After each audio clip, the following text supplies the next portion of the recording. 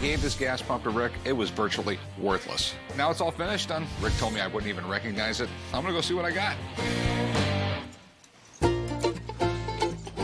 Holy, that is nice. That's cool. A little different than when you saw it before, huh? Yeah, it's way different. When I saw the gas pump, it was just unbelievable. I couldn't believe it was the same pump. I mean, it was way beyond my expectations. Well, as you remember, it was missing a lot of the parts, and all this trim up here was all painted and pitted. So we ended up repolishing all that, put your new glasses in here. Most of the parts on this thing are all original. The only ones that are not original is this is a reproduction plate, and this is a reproduction globe. Everything else is totally original on it. This is why Rick is the best. He doesn't cut corners, he doesn't cheap out, he does what he says he's gonna do. He's gonna make it perfect, and that's what he did. Okay, it used to have the gas pump part inside here where it used to pump, and it had a motor and everything inside there. We took all that out because when you're reselling it to the public or something, nobody's gonna want the smell of gas inside their house. So we eliminate that, but then we go through the computer and redo all that. You even went down to polishing the brass, too. Yeah, did the brass. In the late 30s, they were taking and mixing brass with chrome, with stainless. But if you remember pre-war stuff, I mean, they were running out of product, so that's why they would mix and mingle stuff that they had. Oh, okay. So was it as easy as you thought it was going to be? No. Besides the bodywork wasn't too bad, but the main thing was finding all these parts to go on this pump. How much it cost me to fix it? Right around $2,500. That gas pump is a beauty. It really is. It's something I really want to bring home. I love stuff like this.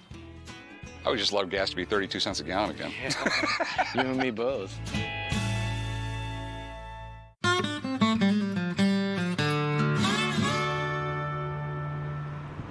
These World War II bayonets appear to be real, but 2 of them look like they've been modified from their original condition.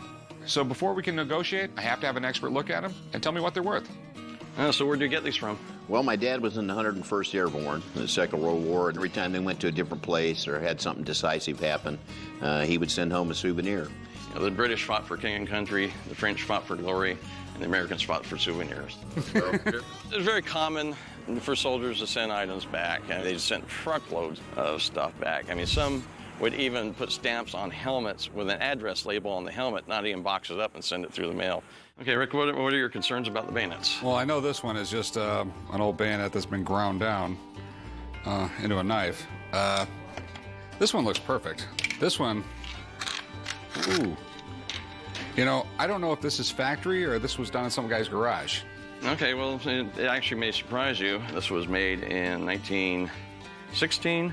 These sawbacks were actually used for cutting wood by engineers. I mean, that's their historical thing. But the British considered these a horrible slashing weapon, and they considered them inhumane. And what they would do is any German soldier that would capture one of these would generally be executed at the moment of capture. But this one, you can tell, it's just so consistent, and the edges are very sharp that it was done in the factory here. With my experience, I can tell by the look of the knife that it's from the time period and wasn't, made by somebody in the garage here. This one may not seem like it's worth very much, but what this was originally was what's called a 9805 butcher blade.